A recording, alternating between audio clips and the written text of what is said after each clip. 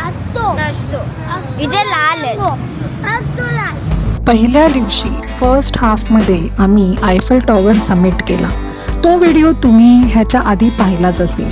आता आम्ही सेकंड हाफमध्ये घरी येऊन एक ब्रेक घेतला आणि मग आम्ही आमच्या एअरबीएनबी अपार्टमेंटच्या जवळच्याच स्टेशनमधून निघालो आहोत मुसे दी लूव्ह म्हणजे लूव्ह म्युझियम बघायला.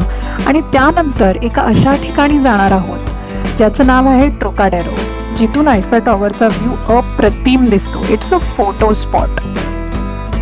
स्ट्रॅकबर्ग सेंट डेनिस ह्या मेट्रो स्टेशनच्या जवळ आमचं एअरबीएनबी अपार्टमेंट होतं.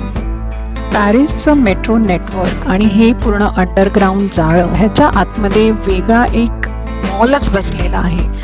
म्हणजे ट्रेन्स तर आहेतच, पण त्याचबरोबर ग्रॉसरी आणि वेगवेगळे शॉपसुद्धा आहेत. सो आम्ही आता ट्रेनने उतरलो आहे आणि इथे पॅलेस दी हे ह्या स्टेशनचं नाव काय आहे? मुसे दी लूव्हच आहे. आणि इथे दिलं आहे त्यांनी वरती हां की इथून ते लूव्ह म्युझियम आहे. सो नाव लेट्स गो मौर्य. हो so Maurya you are smart. हां तुला कळतं आता ट्रेन कशी ऑपरेट होते ते. ओके कुठे चला आता इथून आम्ही बाहेर पडलो आहे. सो आपण आता चाललो आहे मोनालिसा बघायला चाललो आहे आपण. Let's see. सकाळीच आम्ही पॅरिसचा फुल डे पास काढला होता जो पर ॲडल्ट 12.5 युरोजला होतो. फक्त माझा आणि किशोरचाच काढायला लागला कारण किड्स शौर्य आणि मौर्य हे फ्री होते. 12.5 युरोज म्हणजे 1200 रुपये, 1250 रुपये. आणि आमच्या एअरबीएनबी अपार्टमेंटकडून मुसे दी लूव्ह या स्टेशनला आम्ही 2 ट्रेन्स बदलल्या. अंडरग्राऊंड मेट्रो स्टेशनमधून वर येताच समोरच्याच बिल्डिंगमध्ये लूव्ह म्युझियमचं एंट्रन्स आहे. एंट्रन्स अगदी छोटंसं असल्यामुळे पटकन कळत नाही. चला मग आत जाऊया. लूव्ह म्युझियम म्हणजे मुसे दी लूव्ह हे जगातलं सर्वात मोठं म्युझियम आहे आणि एक हिस्टॉरिक मॉन्युमेंट आहे. इथे 35,000पेक्षा जास्त युरोपियन आर्टवर्क प्रिझर्व्ड आहे. आणि 4वी-5वीत आपण शिकलेलो लिओनार्डो डा विन्सीची ती मोनालिसा पेंटिंग सुद्धा ह्याच म्युझियममध्ये आहे. आणि म्हणूनच आम्हाला आज ह्या म्युझियममध्ये मोनालिसाला बघायचं होतं. ह्या म्युझियमचं तिकीट पुन्हा एकदा तुम्ही त्या म्युझियमच्या ऑफिशियल साईटवरूनच बुक करा आणि ॲडव्हान्समध्ये बुक करा, कारण इथे टाईम स्लॉट्स वाईजच एंट्री मिळते. सो तिकीटसुद्धा फुल होतात. सिक्युरिटी चेक झाल्यानंतर आपल्याच टाईम स्लॉटच्या वेळेला आपण ह्या पिरॅमिडच्या आतमध्ये एंटर करतो. आतमधून हा ग्लास पिरॅमिड खूप छान दिसतो आणि भरपूर नॅचरल लाईट तो ह्या आतमधल्या अंडरग्राऊंड एरियामध्ये आणतो. आम्ही आलो आहे आतमध्ये, पण सर्वात पहिला आम्हाला मोनालिसा बघायची आहे. पण या एवढ्या मोठ्या बेसमेंटमध्ये वेगवेगळे हॉल्स आहेत, त्याच्यात तिला कुठे शोधायचं ह्यासाठी आम्ही आता इन्फॉर्मेशन डेस्कवर चाललो आहे. Okay good. कुठे काय आहे ते कळेल आपल्याला ह्याच्यामध्ये. ह्याच्यात मोनालिसा ही बघ, ही इथे आहे 711. पण इथे जायचं कसं? यू आर हिअर वगैरे कुठे दिलं आहे? चला आपल्याला ChatGPTने डिरेक्शन दिली आहे आणि प्लस आता मॅप पण मिळाला आहे की फर्स्ट फ्लोअरला 711 रूममध्ये मोनालिसा ताई आहे. मोनालिसा एक पेंटिंग आहे लिओनार्डो डा विन्सीने बनवलेलं. चला सो आम्हाला डेनॉन विंगची एंट्रन्स मिळालेली आहे. Let's go that. So Denon नावाच्या विंगमध्ये मोनालिसा आहे. फर्स्ट फ्लोअरवरती 711 रूममध्ये. ह्या पूर्ण म्युझियममध्ये भरपूर विंग्ज आहेत आणि भरपूर आर्टवर्क आहे. आपला एक दिवससुद्धा कमी पडू शकतो, पण आपल्या इंटरेस्टप्रमाणे आम्ही चाललेलो आहोत डेनॉन विंगमध्ये. आणि हे साधंसुद्धा नव्हे, चालायची भरपूर तयारी ठेवा.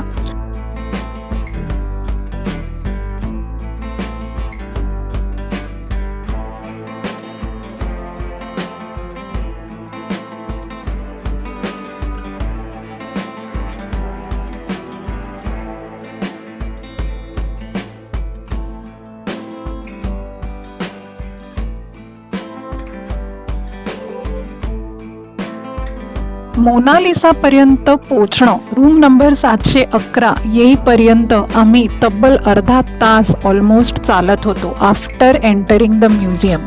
सो चालायची तयारी ठेवा. आणि फायनली आम्ही 711 रूम पर्यंत पोहोचलो. आतमध्ये एंट्री केल्यानंतर सगळेच जण आणि सगळीच गर्दी मोनालिसाला पाहायला होती. तिथे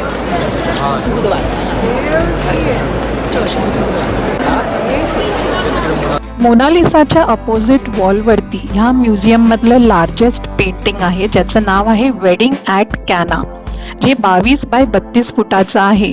बायबल मधल्या एका स्टोरीतला इव्हेंट त्याच्यात दाखवला गेला आहे, जेव्हा जीससने पहिलं मिरॅकल केलं आणि पाण्याला वाईन मध्ये कन्वर्ट केलं होतं. चला आता मोनालिसाला जवळून बघूया आणि मोनालिसाची जरा सविस्तर माहिती घेऊया. मोनालिसा हे पेंटिंग लिओनार्डो डा विन्सी हे एका इटालियन माणसाचं आहे, कारण डा विन्सी म्हणजे विन्सी टाउन मधला, जे टाउन टस्कनी रिजन मध्ये इटलीतल्या फ्लॉरेन्स जवळ आहे. हे पेंटिंग लिओनार्डो दा विन्सीने 1503 ते 1519 मध्ये बनवलं होतं आणि ते एका इटालियन वुमेनचं आहे, जिचं नाव होतं लिसा देल जिओकॉन्डो.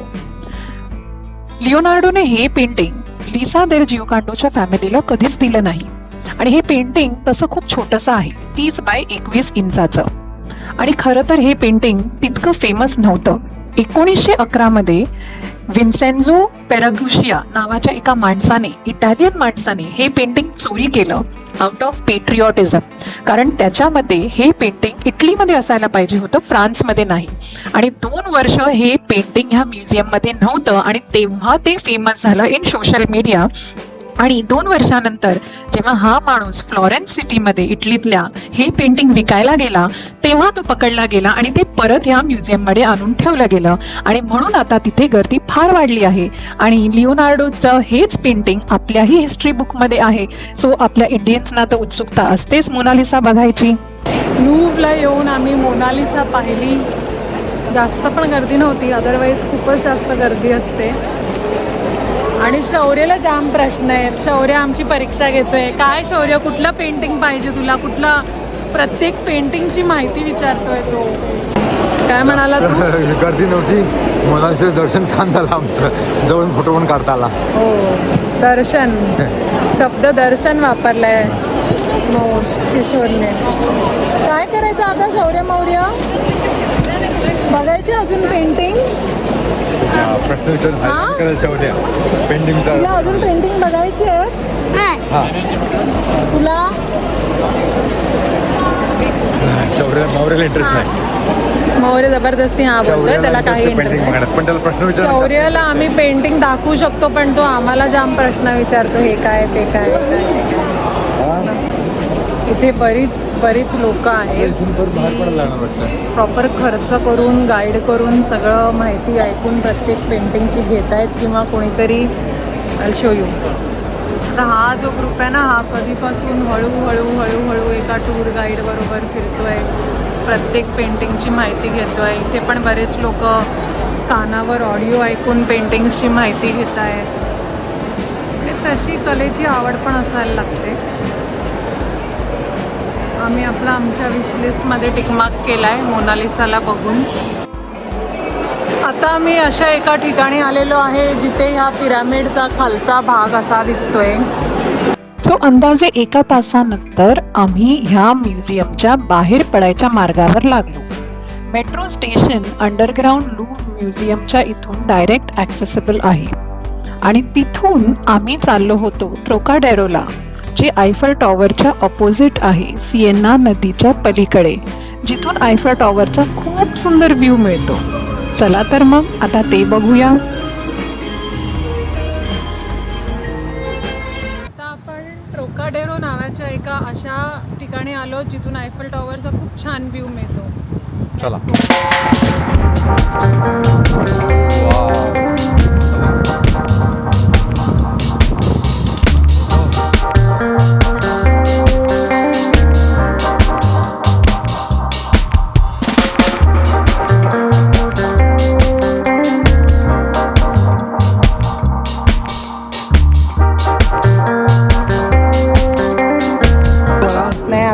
इंडियाचे वाजले आहेत 5:30. पॅरिसचे 5:30 म्हणजे इंडियाचे 9 वाजले. आणि शौर्यला ना झोप यायला लागली आहे. जायचं का येऊन खायचं जायचं का? मी इथे जरा फोटोज काढायचा प्रयत्न केला, पण आमचा ट्रायपॉड तुटल्यामुळे एवढे काही खास फोटोज आले नाही आहेत. सो हे आहे ते ट्रोकाडोरा. इथून आयफेल टॉवरचा खूप छान व्ह्यू येतो फोटो काढायचे असतील तर. आता आपण असं तिथे चालत जाऊया, असं इथून खाली उतरून तसं चालत जाऊया परत शॅम्दे आईल्सपर्यंत, इथल्या गार्डनपर्यंत. हे इथे खेळत बसले, त्यांना काही फोटोमध्ये इंटरेस्ट नाही आहेत. त्यांना स्लोप मिळालाय. देवा, हा काय करतोय? ट्रायपॉड तुटला म्हणून मौर्यने आमचे काही फोटोज काढले, जे AI यूज करून मी ब्युटिफाय केले. शौर्य आणि मौर्यचे सुद्धा काही फोटो मी काढलेत आणि तेच फोटो मी आता शेअर करते. आम्ही खूप प्रयत्न करतोय शौर्य मौर्य बरोबर फोटो काढायचा, but they are least interested in this city, in the Eiffel tower. They only excited about playing like this. इकडे तिकडे नुसती अंगांगाची मस्ती करतात.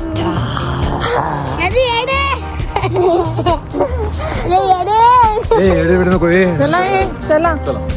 टोकाडोराच्या त्या साईडने असे आलो, इथून असे चालत, आणि आता आम्ही असे चालत तिथपर्यंत चाललोय. हे इथे असं छान नजारा आहे. बरेच सारे pre wedding post wedding shoots इथे चाललेले आहेत.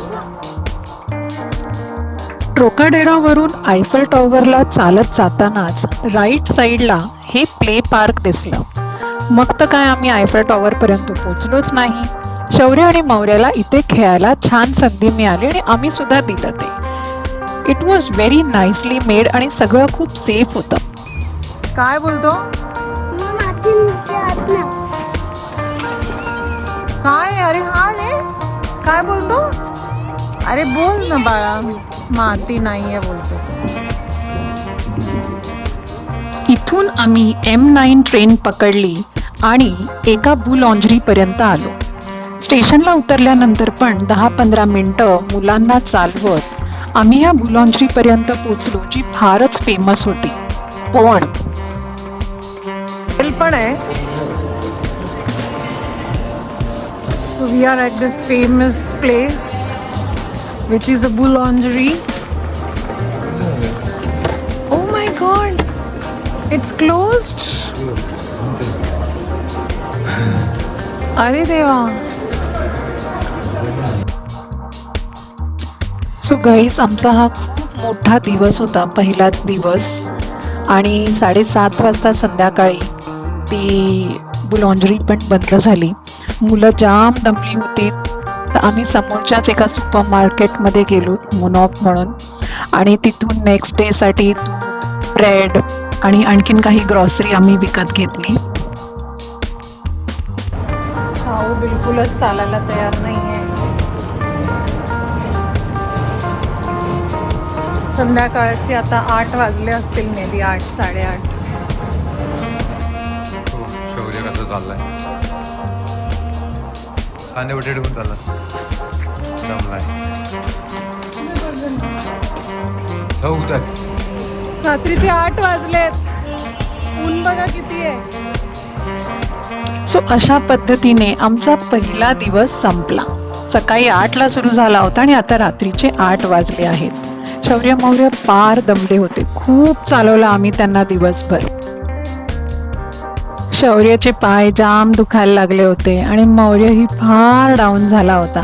आता मॅकडीमध्ये आम्ही छानपैकी बर्गर आणि फ्राईज खाल्ले आणि आमच्या अपार्टमेंटमध्ये जाऊन झोपलो.